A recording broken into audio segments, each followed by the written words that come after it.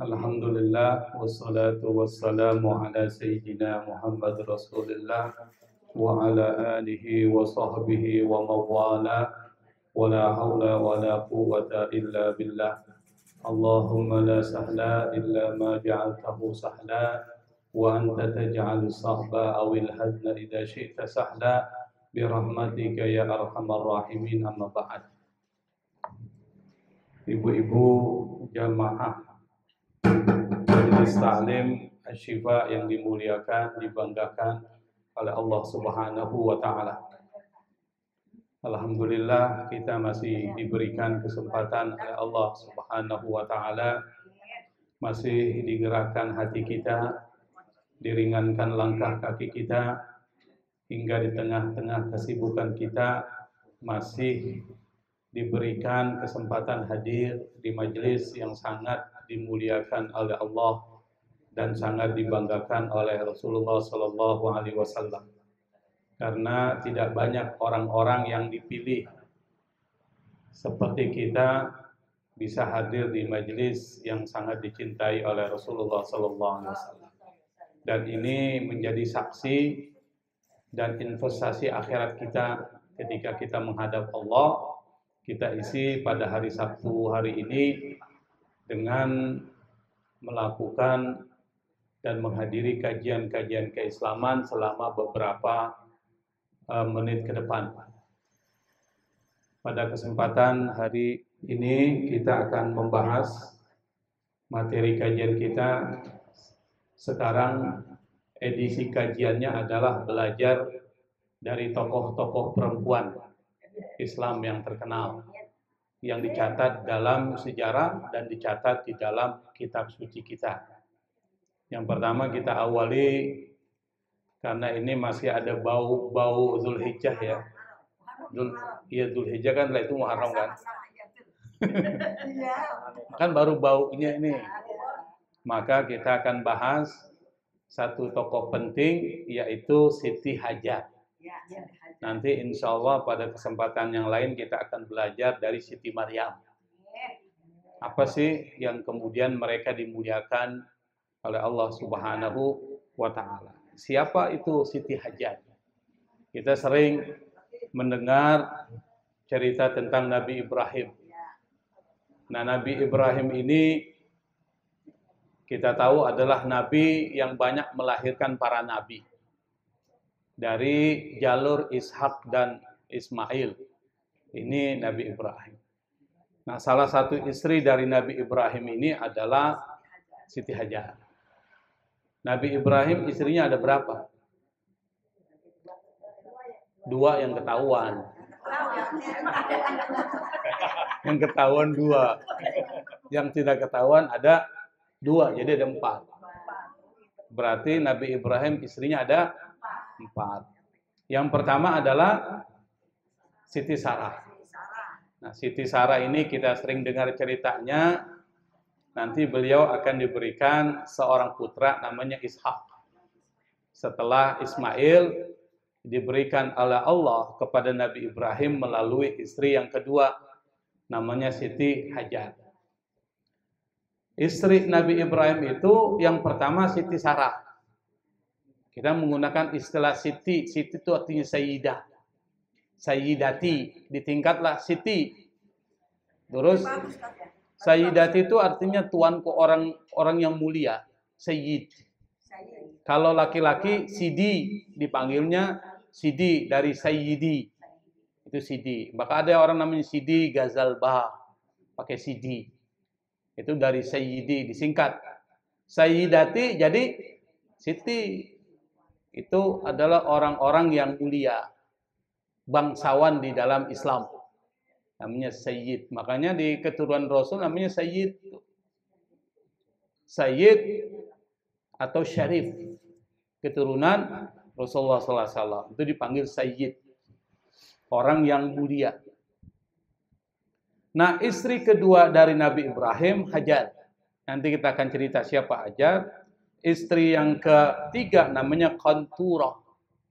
Qanturah binti Yaqthan. Setelah Siti Sarah meninggal, Nabi Ibrahim menikah lagi dengan seorang perempuan namanya Qanturah binti Yaqtan, yang dari mereka ini ada 6 putra. Berarti putranya banyak nih. Bukan cuma Ishak dan Ismail. Biangnya banyak. Tetapi yang terkenal yang disebut. Yang nggak terkenal nggak usah disebutin. Ngapain kan? Nanti ada namanya Madian. Makanya ada satu tempat namanya Madian. Kemudian ada namanya Zamron. Ada namanya Saraj. Ada namanya Yaqsan. Ada Nasyak. Dan yang keenam belum sempat diberi nama. Jadi ada orang tua juga nggak sempat beri nama anaknya. Nabi Ibrahim. Anak yang keenam belum sempat diberi nama. Mungkin sudah meninggal. Jadi belum sempat diberi nama. Setelah Qanturah meninggal, Nabi Ibrahim menikah lagi dengan Hajun binti Amin. Punya anak 4. Berapa anaknya, Bu? 4. Namanya Kaisan, Sauraj, Amim, Lutfan, dan Nafis. Berarti anaknya 5 ya? 5. Baru kalau dihitung berapa itu anaknya semua? Nah, berapa? 1 dari Siti Sarah berapa? 1 Ishak. Karena Siti Sarah melahirkan sudah tua itu, sudah umur udah tua, jadi tinggal 1 dia punya anak kami Ishak.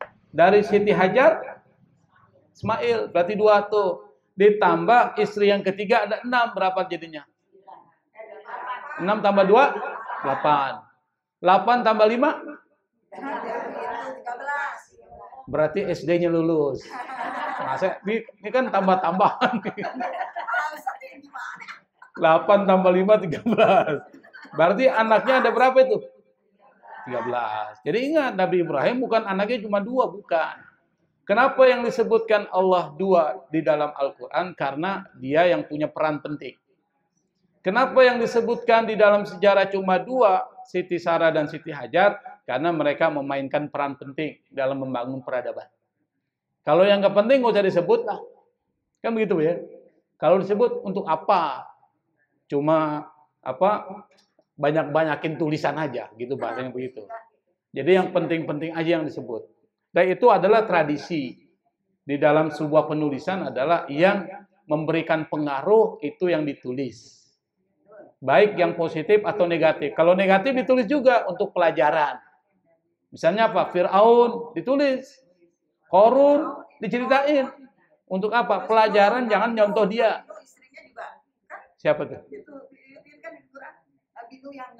Ya, untuk pelajaran. Supaya jangan ngikutin contoh istrinya Nabi Nuh atau Nabi Lut. Ada 2 kan? Nah, Siti Hajar ini dulu adalah seorang yang terhormat, amir, seorang penguasa Mesir. Dulunya, lalu kemudian ditawan oleh Raja Mesir, dijadikan tahanan, tawanan, lalu jadi budak. Makanya Siti Hajar disebut budak, padahal awal mulanya bukan. Karena peperangan, maka orang-orang yang dikalahin diambil, ditawan jadilah budak. Itu adalah tradisi perang masyarakat dulu. Yang kalah dijadikan tawanan, dijadikan budak. Maka nanti fikih Islam ada salah satunya adalah membebaskan budak. Jadi Islam itu semangatnya semangat pembebasan. Dulu perempuan kalau dilahirkan sebelum Islam datang itu bukan dirayakan, tapi mereka sedih dengan kelahiran perempuan. Kenapa? Nanti kalau dia lahir besar, terjadi peperangan bangsa Arab, kalau kalah jadi tawanan dia. Maka sebelum besar, kubur hidup-hidup. Wa idza busyira ahaduhum bil unsa, kata Allah, dhalla wajhuhu muswaddan wa huwa kadhim. Ketika mereka diberikan berita gembira tentang kelahiran perempuan, dhalla wajhuhu muswaddan, mukanya berubah jadi hitam. Maksudnya apa? Kesel, marah. Orang kalau marah, mukanya jadi apa sih? Merah kehitam-hitaman. Karena di situ ada setannya tuh. Dhalla muswadan wa huwa kadhib. Dia menahan emosi marah. Kenapa? Kesel. Nanti ini anak kalau lahir besar jadi aib nih, gitu loh. Sebelum besar dibunuhlah. Islam datang mengatakan enggak boleh. Kalau perempuan lahir maka rayakan dengan akikah. Meskipun baru satu. Jangan dilihat jumlahnya, tetapi semangat pembebasannya itu. Perempuan diangkat oleh Islam. Dulu perempuan sebelum Islam datang itu diwariskan. Ke benda, ke barang, diwariskan. Misalnya si anak punya ibu dua, yang satu ibu kandung, satu ibu tiri, bapaknya meninggal.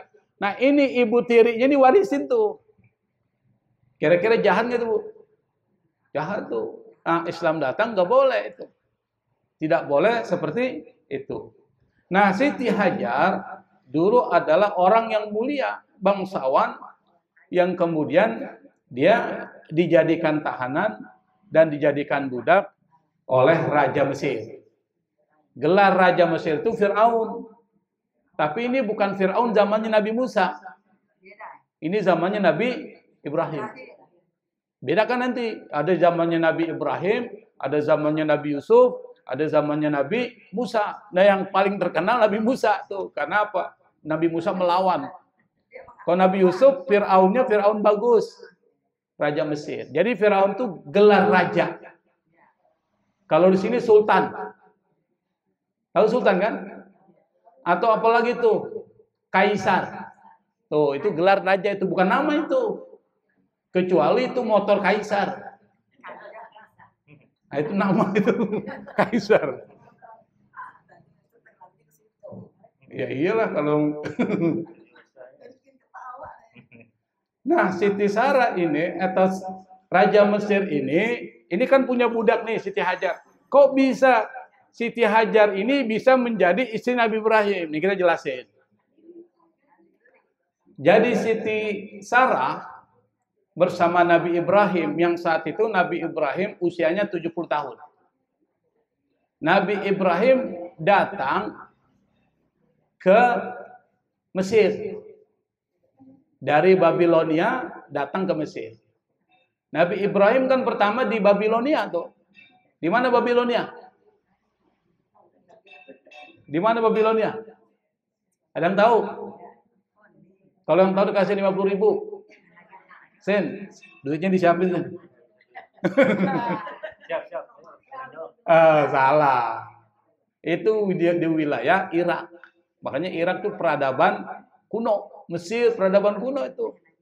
Nah, dari Babilonia pergilah ke Mesir. Ketemu Raja Mesir.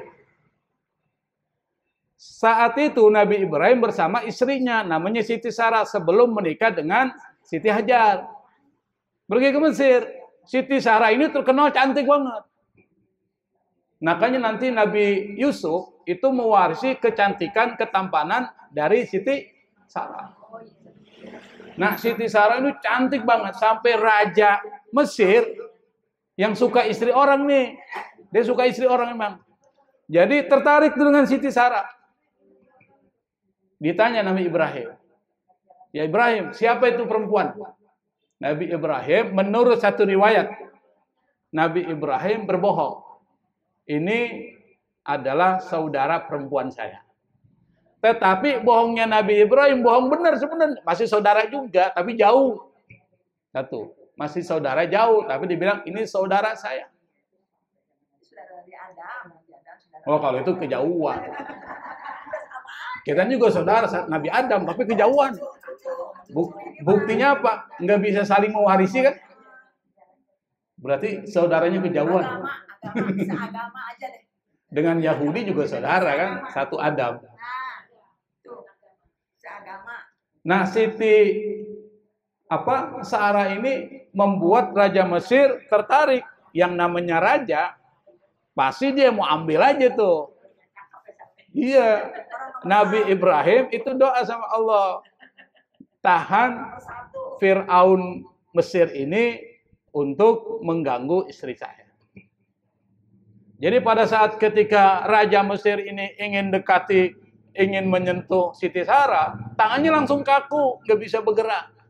Kayak lumpuh. Akhirnya Raja Mesir ini bilang sama Siti Sarah, doakan nih. Kayaknya ada sesuatu yang salah.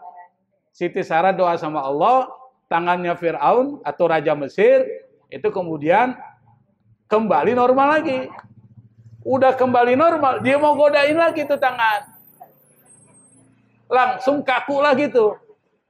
Bayangin itu. Akhirnya setelah itu minta didoakan lagi. Setelah didoakan, sembuh lagi, kapok dia, nggak mau lagi. Bayangin kalau bahasa sekarang kayak orang stroke itu, tangannya nggak bisa bergerak. Kapok dia. Nah, sebagai bentuk terima kasihnya, Raja Mesir itu menghadiahkan budak dari Raja Mesir kepada Siti Sarah. Jadi dihadiahkan itu ke Siti Sarah, lalu Siti Sarah hadiahkan kepada suaminya Nabi Ibrahim untuk dinikahi. Maka Siti Hajarlah dinikahi, dan Siti Hajar ini orang cantik juga sama. Tetapi tidak seperti bangsawan Siti Sarah. Siti Sarah ini bangsawan. Artinya keturunan orang-orang terhormat. Sementara Siti Hajar itu adalah orang biasa aja, meskipun dia kanat min amirati Misriyah. Dulunya termasuk orang-orang penguasa dari bangsa Mesir. Jadi Siti Hajar itu dinikahi oleh Nabi Ibrahim. Maka Siti Hajar menjadi istri yang kedua. Bisa dipahami ya? Nanti kita ceritakan itu ceritanya. Antara istri satu dan istri dua cemburu. Perempuan itu kan nggak pernah lepas dari cemburu. Ya? Lihat suaminya ngobrol dengan orang perempuan lain, cemburu dia. Padahal dia ngomongin bisnis. Biasanya begitu tuh. Ya enggak, ya kan? Saya kan ke bisnis. Nah, yang kedua, siapa Siti Hajar? Siti Hajar ini adalah perempuan yang pertama kali ditindik nih, telinganya. Kuping, kalau orang Betawi bilang. Kalau orang Indonesia bilang telinganya. Dia bukan orang Indonesia, nih orang Betawi. Kalau orang Betawi nggak tahu telinga. Yang dia tahu apa? Kuping. Kalau orang Indonesia bilangnya apa? Telinga. Bukan orang Indonesia, orang Betawi. Yang kedua, yang memperpanjang pakaiannya sampai bawah, itu Siti Hajar. Jadi kalau tanya, dari mana kok orang perempuan kok bisa menindik telinganya sampai ada anting-anting? Itu dari Siti Hajar tuh. Makanya bagi orang-orang muslim perempuan boleh mendidik telinga. Kemudian memasangkan anting-anting, itu hukumnya boleh. Karena ada juga ketetapan dari Nabi Muhammad SAW terkait dengan kebiasaan perempuan sebelum Islam datang. Perempuan itu mendidik telinganya, jadi hampir jadi kesepakatan umum. Di sini saya yakin pemain mendidik telinga kan? Yakin tuh. Nabi pernah mengatakan dari Ibnu Abbas ini, supaya kita tahu nih sejarahnya mendidik telinga itu. Nabi melaksanakan sholat Id 2 rakaat dan tidak melaksanakan sholat lagi baik sebelum atau sesudahnya. Kemudian beliau disertai Bilal mendatangi jamaah perempuan. Jadi ada jamaah dua, jamaah laki-laki dan jamaah perempuan. Lalu Nabi memerintahkan jamaah perempuan untuk bersedekah. Kemudian para perempuan dia lemparkan anting-anting mereka. Artinya apa? Berarti dia pasang di telinganya anting. Dia ambil antingnya dikasih itu. Sedekah.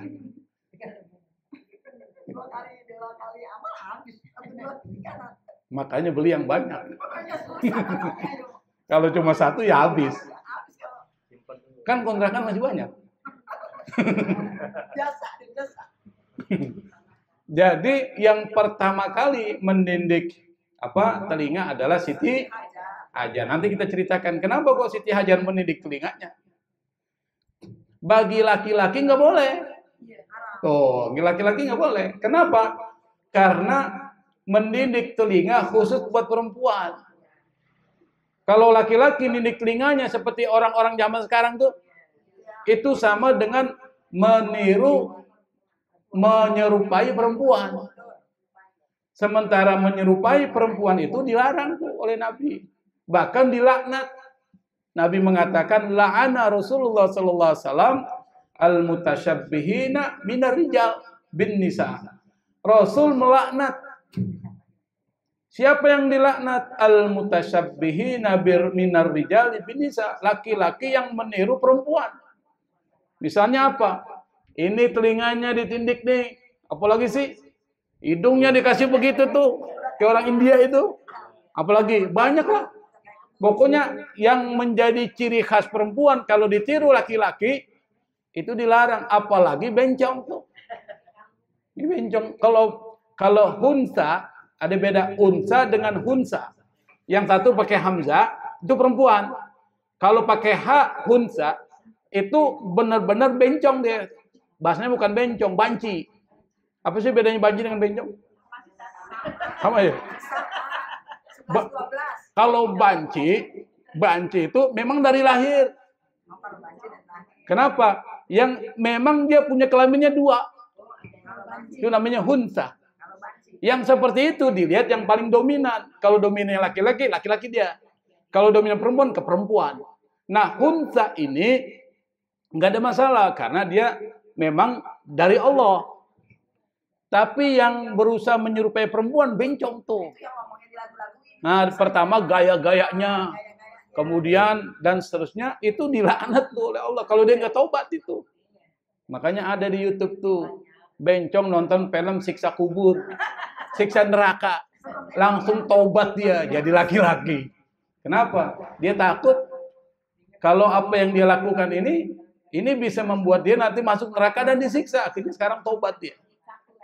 Ada tuh di YouTube tuh, ibu nanti cari tuh bencong yang taubat.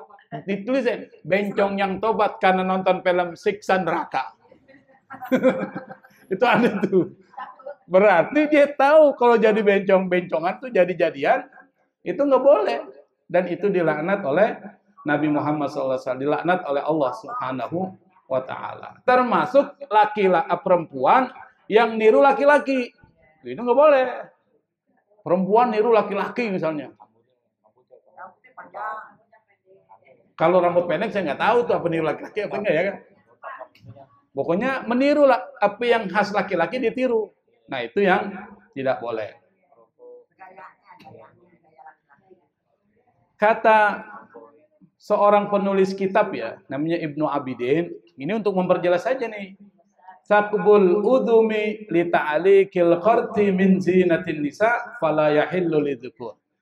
Kata Ibnu Abidin, penulis kitab, dia mengatakan melubangi telinga untuk dipasangi anting termasuk perhiasan perempuan dan itu nggak halal bagi laki-laki. Makanya laki-laki nggak boleh tuh. Kalau dia sudah melakukan itu, ya udahlah, berarti dia dosa sama Allah, taubat sama Allah. Nggak usah ditutup lagi. Orang kalau udah ditindik bisa nggak ditutup lagi? Nggak bisa, udahlah. Itu sama dengan orang tato, sama itu nggak boleh.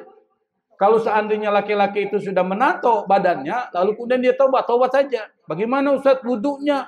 Nanti dia nggak sah wudunya. Allah Maha tahu. Dia meskipun dia sudah banyak tatonya nih, ya udah. Yang penting dia taubat, dia melaksanakan sholat, dia wudu, insya Allah semua diterima oleh Allah. Kita nggak tahu apa yang terjadi karena semua ini adalah milik Allah Subhanahu wa Ta'ala. Nah, kenapa Siti Hajar itu menindik telinganya? Jadi Siti Sarah ini kan cemburu dengan Siti Hajar. Siti Hajar ini cantik juga. Maka kemudian untuk membedakan bahwa dia istri pertama dan Siti Hajar istri kedua, dia bilang sama Ibrahim, kau harus lukai dia. Lukai. Ibrahim bingung gimana caranya kan? Karena ini bisa menyakiti hati dari Siti Hajar. Tapi Nabi Ibrahim bukan orang bodoh, dia orang cerdas. Lalu kemudian dia tindiklah telinga Hajar, lalu berlubang. Siti Sarah senang tuh. Kenapa?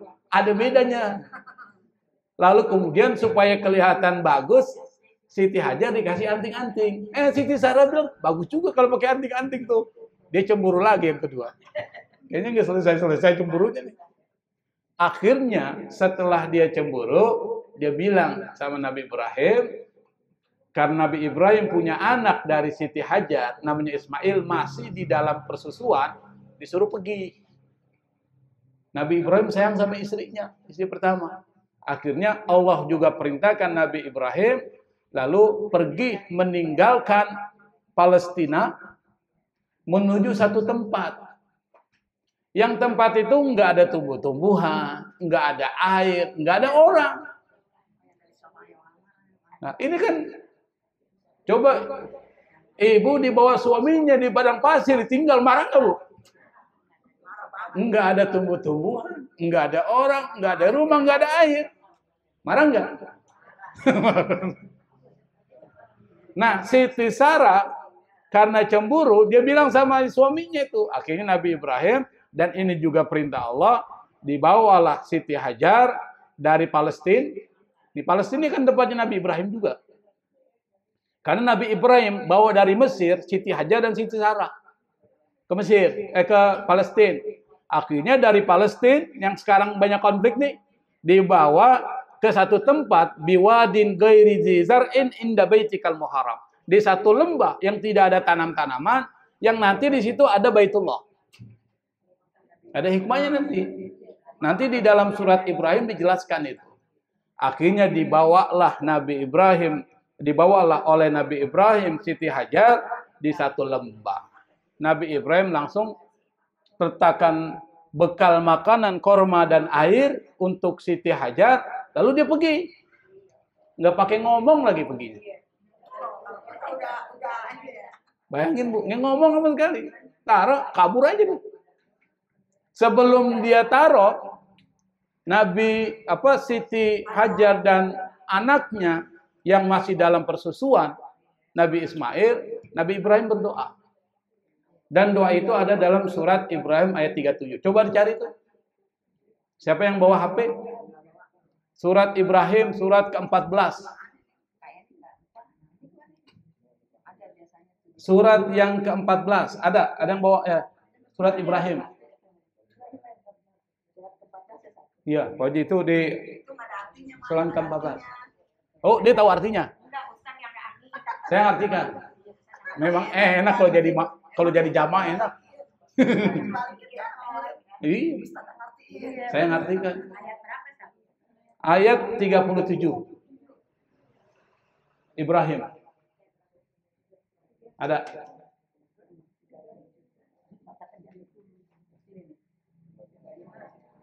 Tiga tujuh.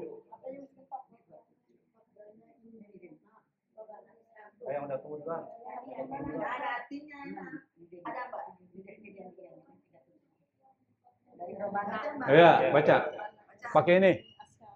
Biar kelihatan suaranya kedengeran. Bismillahirrahmanirrahim.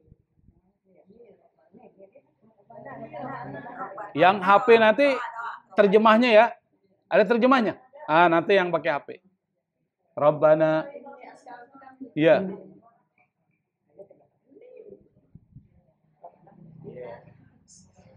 Rabbana inni askantu min dzurriyyati biwadi ghairi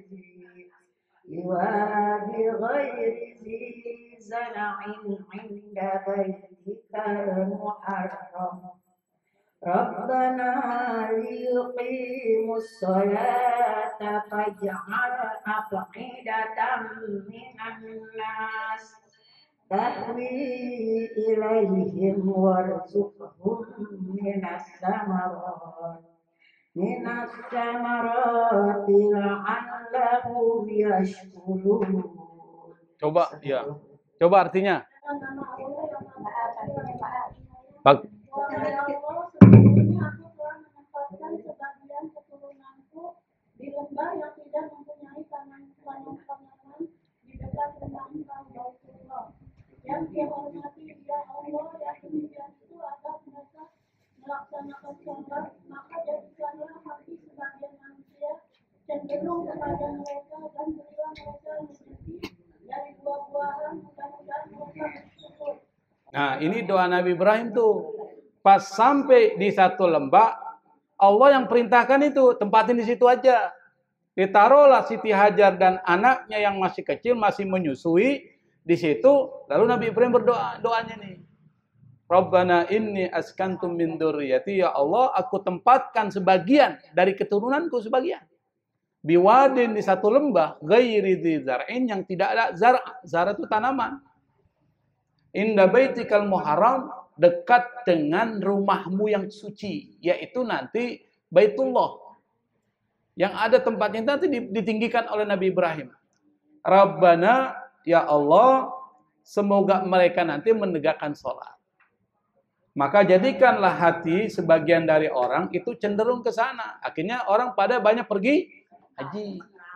Itu doa Nabi Ibrahim itu. Tahwi ilaihim warzuqhum, dan berikan kepada mereka penduduk Mekah. Bayangkan, ini tempatnya tandus loh.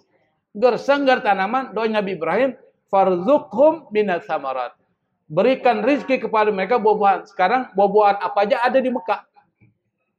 Ada nggak? Kalau umroh, mau makan buah apa? Ada semua. Bukan di Saudi, ditanam. Di tempat lain, taruh di situ. Artinya apa? Buah-buahan itu banyak berlimpah di sana berkat doanya Nabi Ibrahim. Kalau nggak ada doanya, sampai sekarang tandus terus itu. Nggak ada buah-buahan. Tapi doanya Nabi Ibrahim, maka banyak buah-buahan, bahkan makanan-makanan, dan lain sebagainya, kita bisa nikmati pada saat pergi haji atau pergi umroh di sana. Nah, ketika Nabi Ibrahim berdoa dengan doa ini, Nabi Ibrahim langsung tinggalkan Siti Hajar dan putranya Ismail tanpa berkata, tanpa menoleh sedikit pun ke belakang. Jalan aja dia. Siti Hajar kejar tuh. Kira-kira wajar nggak istrinya kejar dia? Kalau orang Betawi bilang, lu ninggalin gue di sini ngapain? Katanya gitu. Enak-enak bener lu pergi kan begitu kan. Nabi Ibrahim diem aja, jalan aja. Terus dikejar terus. Akhirnya Siti Hajar putus asa bertanya. Lalu dia ganti pertanyaannya. Hal amarakallahu bihadza? Apakah Allah yang perintahkan engkau dengan ini? Nabi Ibrahim langsung jawab, na'am. Iya. Kalau Allah yang ngomong, kata Siti Hajar, idzan la yudayyanallah. Kalau begitu, kata Siti Hajar, kalau Allah yang kehendaki, Allah nggak akan mungkin menyia-nyiakan saja. Nah, pada saat ketika berada di sana, Siti Hajar ini kan lihat putranya kehausan karena bahan makanan dan minuman yang ditinggalkan Nabi Ibrahim udah habis. Karena di situ tidak ada sumber mata air, bingung dia. Dia lihat ini Fata Morgana nih, kayaknya ada air nih, namanya Fata Morgana. Kelihatannya ada air, kerja ke sana. Terus satu bukit sofa. Dia lihat di Marwah, kayaknya ada air, kejar ke sana selama 7 kali putar mati. Muter-muter tuh, balik-balik. Maka itu nanti dikenal dengan sa'i. Nah, kita akan bahas apa yang bisa kita pelajari dari apa yang dilakukan oleh Siti Hajar. Yang diceritakan Allah dalam Al-Quran, tetapi tidak disebutkan namanya. Tapi cerita itu disebutkan. Yang pertama, Siti Hajar itu punya sifat yang perlu kita contoh, baik sangka kepada Allah. Dia nggak buruk sangka. Kalau ini yang Allah perintahkan, saya ridho. Kenapa? Dia baik sangka kepada Allah Subhanahu wa Ta'ala. Ini penting baik sangka. Kita ini dosanya banyak apa sedikit? Nah, ngaku kan? Dosanya banyak kan? Dosa macam-macam lah. Dosa sama Allah, dosa sama suami, dosa sama anak. Banyaklah pokoknya. Tetapi kita husnuzon sama Allah. Bahwa nanti insya Allah kita akan masuk surga juga. Husnuzon. Jangan putus asa. Ya dosa saya banyak banget ini. Kayaknya saya nggak masuk surga lah. Jangan. Insya Allah masuk surga. Dan kita husnuzon kepada Allah Subhanahu wa Ta'ala. Kenapa? Husnuzon kepada Allah itu perintah. Ini orang nyari siapa sih? Oh, ponakan. Oh, saya kira nyari ibu-ibu nih, harus bertanggung jawab tuh melahirkannya. Tapi nggak ada ngaku ya. Oh, bukan. Pantas memang siapa yang dicari? Lupa tuh gara-gara anak kecil itu tuh. Kata Nabi, ana inda zanni abdi bi. Saya ini tergantung prasangka hambaku. Kalau seandainya hambaku berprasangka baik kepadaku, fa khair, maka itu baik. Wa in zanna syarran fa syarrun, kalau dia berprasangka buruk kepadaku, itu buruk. Misalnya apa? Ya Allah, kayaknya Allah nggak maafin gue nih. Banyak banget dosa gue nih, kayaknya nggak masuk surga. Jangan. Mudah-mudahan ada amalan kita yang bisa membuat Allah ridho. Dan itu bisa menjadi jalan kita masuk ke dalam surga. Nggak ada semua manusia yang bersih. Siti Sarah aja masih cemburu. Padahal istrinya Nabi. Siti Hajar aja. Kalau Siti Hajar nggak dijelaskan cemburu. Yang cemburu berarti istri pertama. Pernah nggak istri kedua cemburu?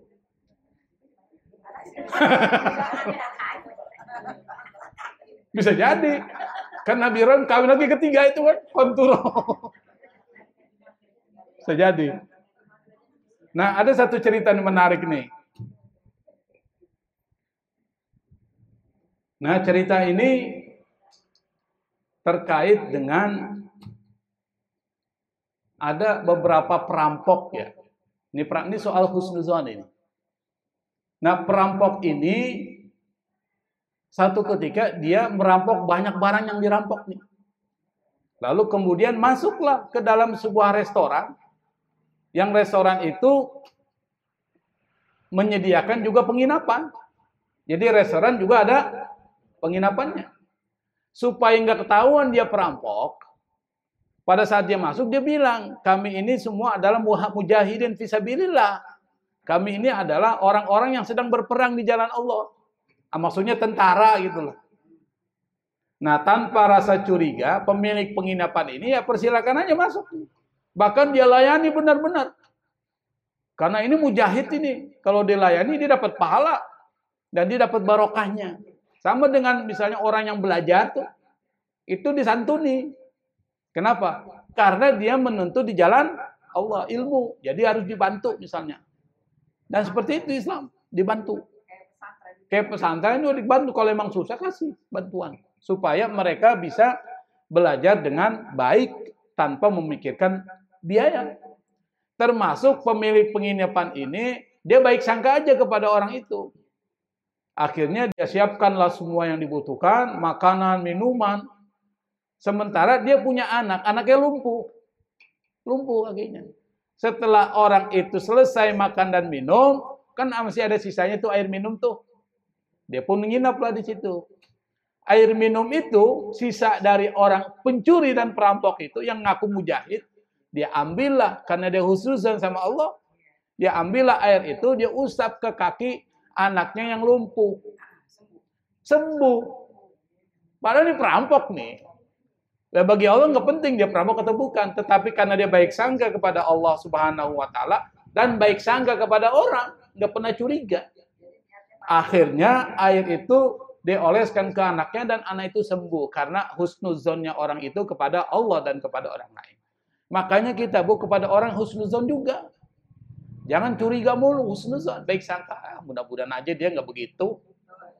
Ada orang kan kelihatannya sangat kelinguk. Kayaknya mau maling. Jangan juga. Kenapa? Itu buruk sangka. Bisa jadi celangkuk memang dia punya penyakit. Ini kan ada penyakit, orang ada penyakit kan? Yang kadang penyakitnya begitu, begini. Ini celangkuk ngapain? Ada. Atau ada orang pakaiannya kelihatan seperti pakaian preman tuh. Kayak ini orang nih mau ngambil motor nih. Jangan buruk sangka, itu nggak boleh. Nah, itu diajarkan oleh Islam, dilarang buruk sangka kepada orang, harus husnudzon. Apalagi husnudzon kepada Allah Subhanahu wa taala. Maka diajarkan Siti Hajar itu baik sangka kepada Allah. Makanya nanti baik sangkanya kepada Allah akan memunculkan yang disebut dengan ridho terhadap ketetapan dan takdir Allah Subhanahu wa taala. Itu karena apa? Ya karena husnuzonnya tinggi. Nah, itu yang pertama yang dipelajari. Yang kedua yang perlu kita pelajari dari Siti Hajar itu adalah ridho biqada'illah. Ridho dengan takdir Allah. Dan salah satu iman yang harus kita lakukan adalah iman kepada apa? Iman kepada apa? Takdir. Nah, iman yang keberapa itu? Keenam. Yang pertama iman kepada siapa? Yang pertama iman kepada siapa?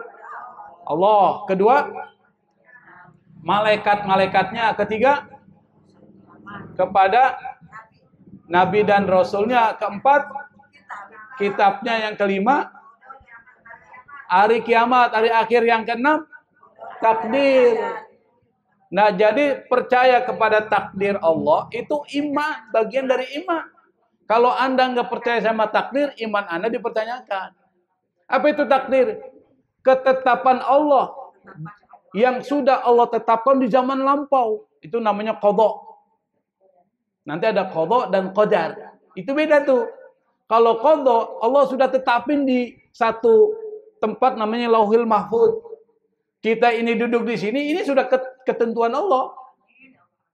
Ibu-ibu ini hadir, ini qadha ini. Allah sudah tulis itu.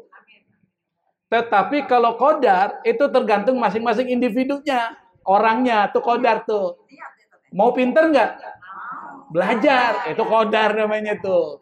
Anda belajar pinter, takdir Anda jadi orang pinter. Anda mau masuk penjara? Katakanlah mau misalnya. Mencuri. Nah, mencuri itu Anda masuk penjara, takdir Anda di penjara. Kenapa? Karena Anda mencuri. Oh, gitu. Itu namanya takdir. Takdir bisa berubah nggak? Bisa. Qadha nggak bisa. Makanya takdir dibagi dua tuh. Ini belajar tentang iman ya. Takdir ada dua. Takdir yang nggak berubah, nggak bisa intervensi orang. Ada takdir yang ada intervensi orang. Yang tidak bisa diintervensi apa? Jodoh. Ibu ngejar laki-laki sana tuh, dapatnya tetangga juga. Nyari, samping yang nggak pernah dilihat, jodohnya di situ. Ini urusan orang Kemangisan, banyak di pinggirnya, dapatnya orang Kampung Baru. Gimana ceritanya kan? Itu namanya takdir. Takdir yang nggak berubah. Termasuk kematian. Yang kalau sudah mati dimanapun mau kabur mati juga. Makanya ada cerita tuh, Imam Al-Ghazali cerita itu. Cerita ini diceritakan dalam kitab Ihya Ulumuddin. Ada seorang nabi namanya Nabi Sulaiman. Nabi Sulaiman kan punya mukjizat bisa memerintahkan air, memerintahkan angin. Betul ya? Angin diperintahin sama Nabi Sulaiman. Disuruh nganterin si A ke Saudi misalnya bisa itu. Angin. Nabi Sulaiman punya mukjizat memerintahkan angin. Nah, satu ketika Nabi Sulaiman didatangi oleh malaikat Israel. Malaikat Israel, malaikat apa itu? Pencabut nyawa. Datanglah malaikat Israel kepada Nabi Sulaiman. Ngobrol. Malaikat Israel itu menyerupai wajah manusia. Bertemu dengan Nabi Sulaiman, ngobrol-ngobrol. Tiba-tiba di samping Nabi Sulaiman itu ada seorang pembantunya. Pembantu Nabi Sulaiman. Itu malaikat Israel dilihatin itu tuh orang. Itu pembantunya Nabi Sulaiman dilihatin aja. Nah, setelah itu malaikat Israel bilang kepada Nabi Sulaiman, "Saya mau pergi dulu. Ada tugas yang diberikan Allah untuk nyabut nyawa manusia." Pergilah dia. Pembantu itu tanya nama Nabi Sulaiman. "Wahai Tuan, yang datang tadi siapa? Kenapa dia ngeliatin saya terus?" Dia ngeliatin dia terus. Dia ngeliatin terus nih. Apa kata Nabi Sulaiman? Tadi yang datang tuh Israel. Wah, takut dia. Jangan-jangan dia mau nyambut nyawa saya ini. Kata pembantunya. Apa kata pembantunya kepada Nabi Sulaiman? "Wahai Tuan, bisa nggak saya dikirim ke negeri yang jauh dari tempat ini?" Kan Tuhan ini punya mukjizat, bisa memerintahkan angin. Ya, Nabi Sulaiman karena diminta, udah. Dia bilang sama angin, bawa orang ini ke India. Ardil Hind, India. Jadi India sudah ada tuh, Bu. Negara itu tuh. Tapi disebut dengan tanah India atau Hindustan. Kalau sekarang India itu, yang disebut dengan tanah India itu ya Pakistan, Bangladesh, India tuh. Sekarang udah jadi negara, jadi beda. Ada negara India, negara Bangladesh, dan negara Pakistan. Itu tanah India itu namanya, Hindustan. Tidak lama malaikat Israel datang kembali menemui Nabi Sulaiman. Enggak lama itu. Nabi Sulaiman tanya, "Ya Israel, tadi engkau melihat kepada wajah pembantuku begitu serius, memangnya ada apa?" "Saya ini heran." Kata malaikat Israel, "Saya ini diperintahkan Allah untuk nyabut nyawa orang itu di India. Kok orangnya ada di sini?" Saya heran. Loh, gimana nih cerita ini, kan jauh di India dengan di situ. Sementara Nabi Sulaiman kan di daerah Palestina tuh. Jauh nggak India dengan Palestina? Jauh. Emang ibu pernah tahu? Kok tahu jauh aja? Palestina. Di Asia mana? Asia, India, kalau Palestina. Kalau India Asia Selatan. Kalau di Palestina Arab. Timur Tengah, bukan Arab, Timur Tengah. Istilahnya Arab. Jauh kan? Timur Tengah, India tuh jauh. Apa kata malaikat Israel? Saya tuh heran. Tapi ternyata angin bawa dia ke India. Ya udah langsung saya cabut dari sana. Apa? Mau kemanapun ibu pergi, kalau udah mau mati, mati. Mau ngumpet di mana ya nggak bisa. Emang udah selesai masanya. Maka disebut dengan ajal. Ajal itu adalah salah satu kata yang digunakan untuk menyebut kematian tuh. Maksudnya apa? Masa tinggal Anda udah selesai. Kalau ngontrak kalau udah selesai, suruh keluar juga. Keluar. Nggak bisa perpanjang. Sudah selesai. Itu namanya ajal tuh. Idza jaa ajaluhum la yastakhiruna sa'atan wa la yastaqdimun. Kalau sudah datang ajal, nggak bisa nyenggerain, nggak bisa menangguhkan. Makanya ajal disebut rizki ente udah habis. Mau bilang apa? Udah habis. Berarti belum bisa apa? Berarti sudah masanya untuk kembali kepada Allah. Itu namanya ajal tuh. Nah, kematian itu takdir. Qadanya takdir yang nggak berubah. Dia akan mati, tapi bisa nggak diperpanjang? Bisa juga. Apa mau perpanjang? Salah satunya dengan doa dan sedekah. Anda mau diperpanjang umur, berarti itu takdir bisa berubah itu. Takdir waktunya berubah, bukan kematiannya. Kematian pasti akan mati, tapi waktunya berubah. Apa yang bisa membuat itu bisa berubah? Doa kepada Allah dan banyak sedekah. Makanya pernah Nabi Ibrahim itu ngobrol dengan malaikat Israel. Ini ceritanya banyak nih supaya kita bisa tahu nih. Tiba-tiba ada seorang datang bisikin Nabi Ibrahim. Seorang datang. Malaikat Israel yang menyerupai wajah manusia lagi ngobrol sama Ibrahim, tanya, yang datang tadi siapa? Kata Nabi Ibrahim, yang datang tadi adalah temanku sekaligus muridku.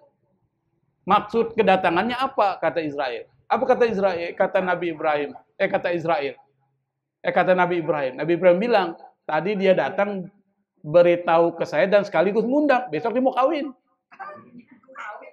Ya kawin ceritanya begitu. Masa sih mau ubah-ubah kan ceritanya. Mau kawin. Saya diundang besok walimatul urusnya. Apa kata malaikat Israel? Sayang umurnya nggak sampai besok. Nanti malam saya mau cabut tuh orang itu. Iya, semua Allah suruh perintahkan dia mencabut nyawa orang itu malam hari sebelum pernikahannya. Ternyata orang itu sampai umur 70 tahun belum mati.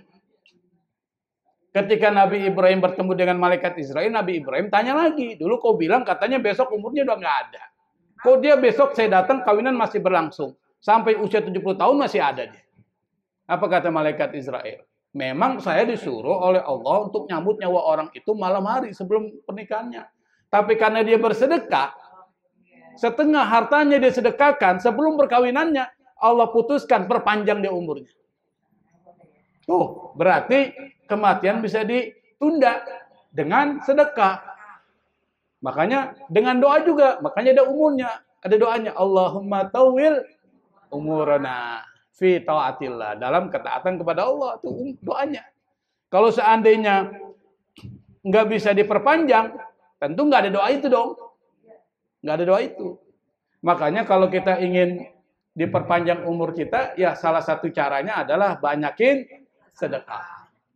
Itu yang diajarkan oleh Nabi Muhammad SAW. Yang kedua, ridho terhadap ketetapan Allah itu membuat orang tenang. Misalnya dia dikasih musibah, Udahlah ini Allah punya mau bilang apa? Mau nangis-nangis juga nggak berubah. Nah, itu ridho tuh. Artinya apa? Dikasih musibah dia sabar, dikasih rizki dia syukur. Alhamdulillah masih Allah berikan rizki nih. Kan 50.000. Ya, masya Allah berikan rizki. Tuh tetangga saya di belakang. Baru 20.000 aja setengah mati dia dapat. Tuh. Lihat yang bawah, jangan lihat yang atas. Kalau kita dapat rezeki 50, dan sini dapatnya 2 juta satu bulan. Kok saya 50.000, ya nggak akan pernah bersyukur.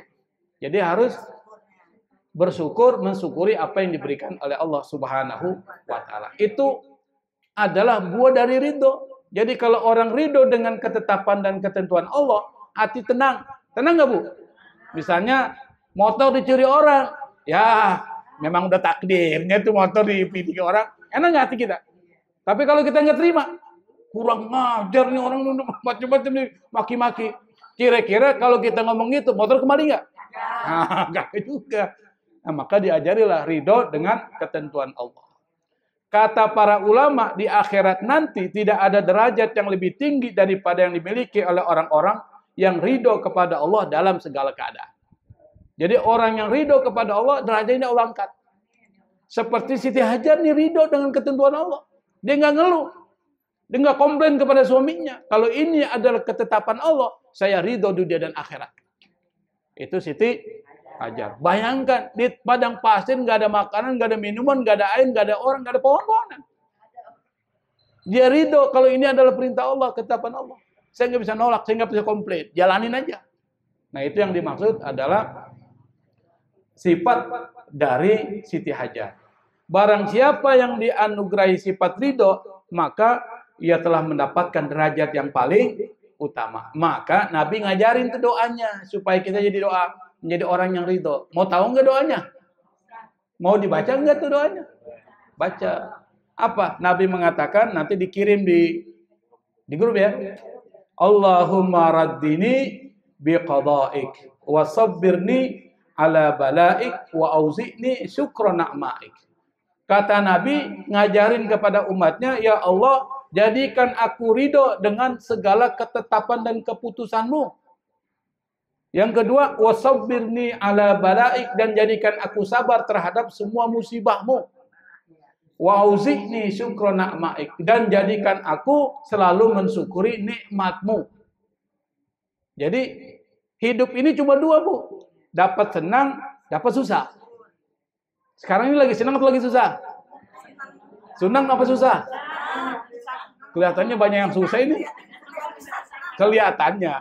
Tapi senang semua kan? Nanti pulang nggak ada makanan, susah nggak?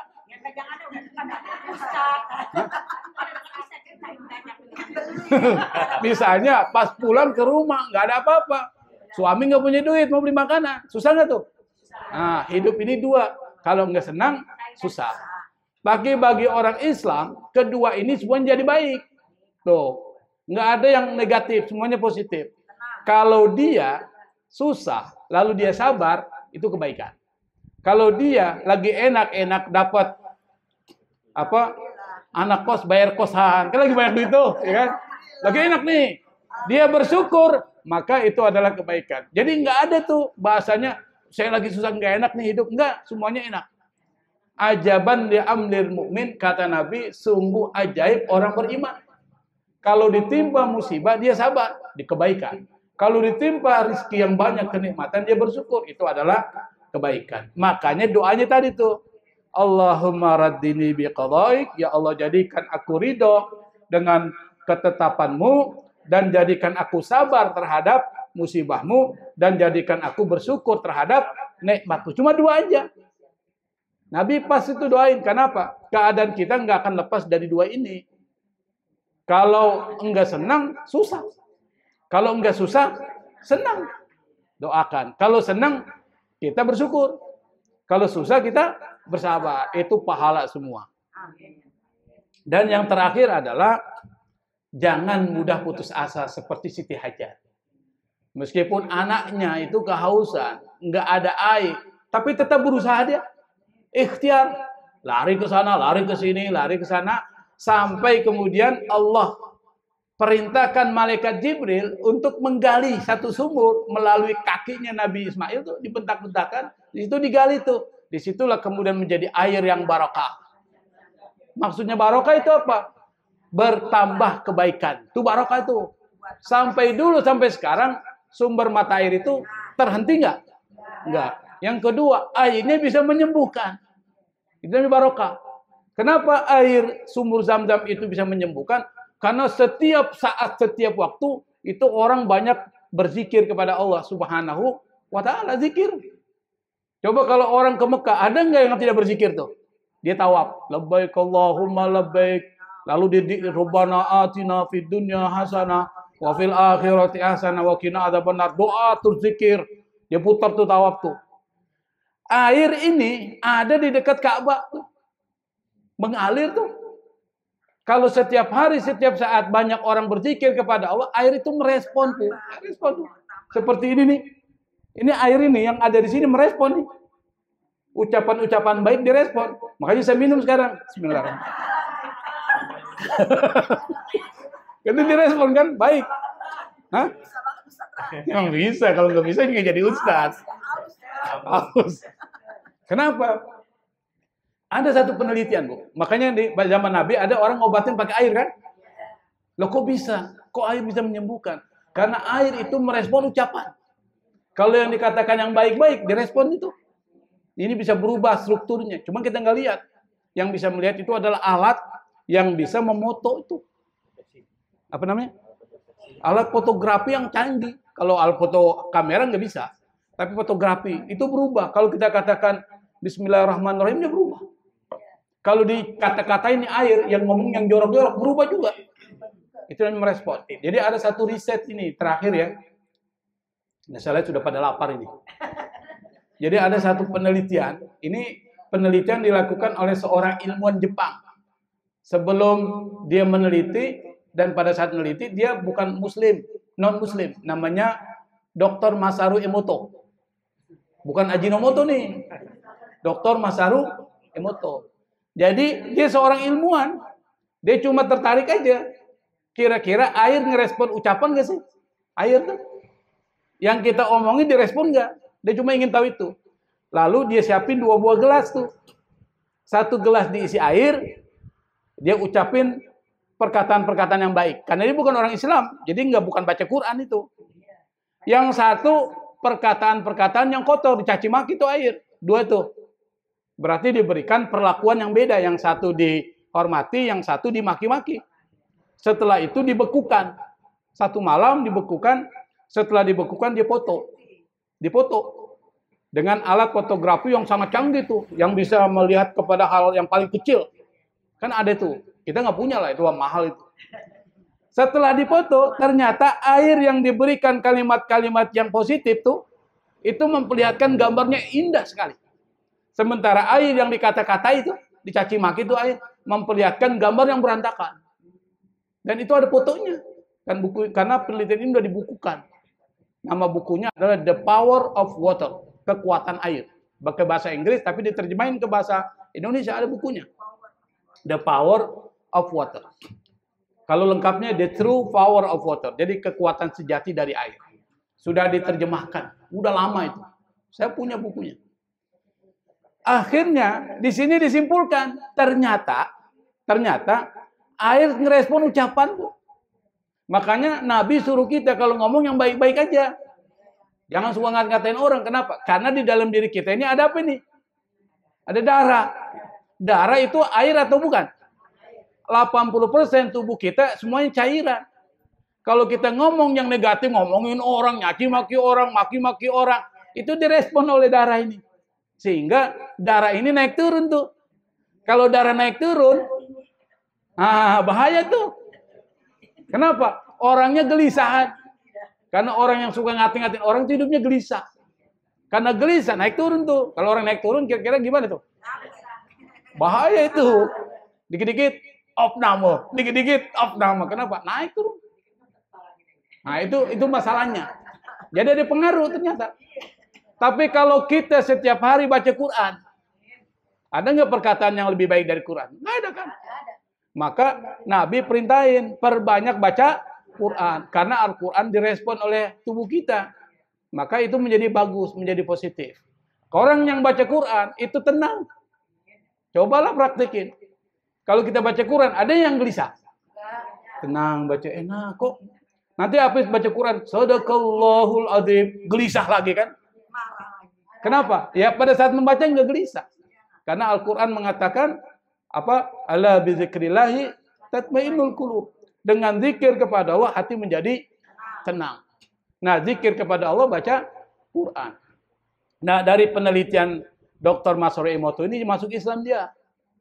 Kenapa masuk Islam? Karena air Zam-Zam tuh yang dibacain oleh semua orang itu merespon ucapan-ucapan baik yang dibaca oleh orang-orang yang umroh dan haji.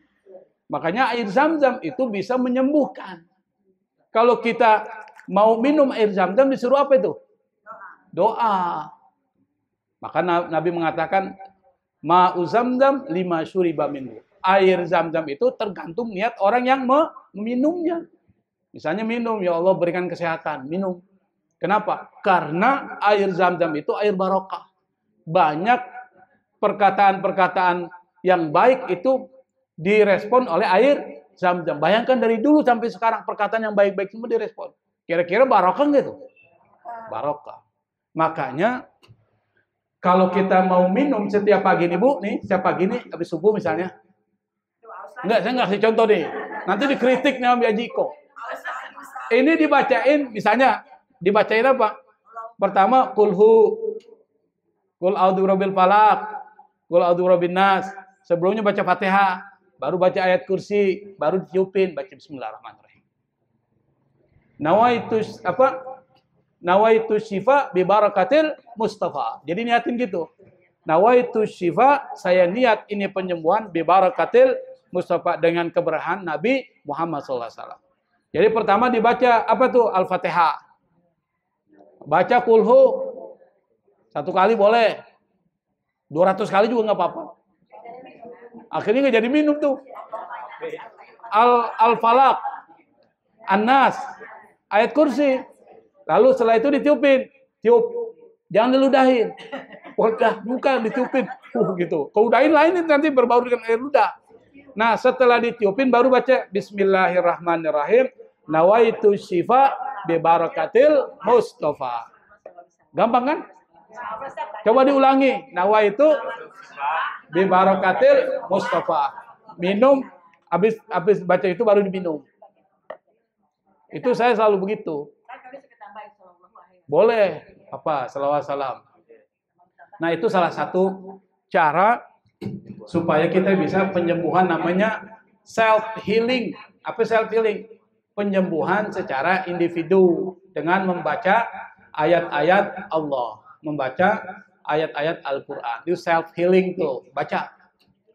Supaya bisa memberikan kesembuhan-kesembuhan. Saya pikir untuk pertemuan hari ini saya anggap cukup, udah jam 11 ya. Kalau ada yang mau ditanyakan saya persilakan.